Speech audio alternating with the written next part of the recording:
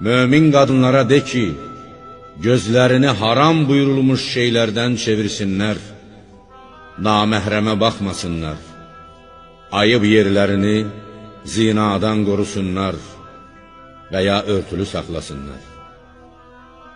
Öz-özlüyündə görünən əl, üz istisna olmaqla zinətlərini, zinət yerləri olan boyun, boğaz, qol, ayaq və s.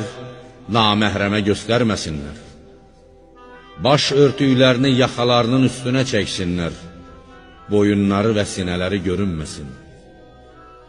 Zinət yerlərini ərlərindən, yaxud öz atalarından, yaxud ərlərinin atalarından, qaynatalarından, yaxud öz oğullarından, yaxud ərlərinin oğullarından, yaxud öz qardaşlarından, yaxud qardaşlarının oğullarından, yaxud bacılarının oğullarından, yaxud öz müsəlman qadınlarından, yaxud sahib olduqları müşrik cariyələrdən, yaxud kişiliyi qalmamış, onlarla birlikdə yemək yiyən xidmətçilərdən, yaxud qadınların məhrəm yerlərini hələ anlamayan uşaqlardan başqasına göstərməsinlər.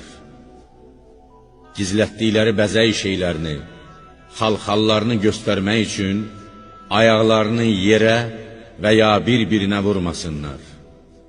Ey möminlər!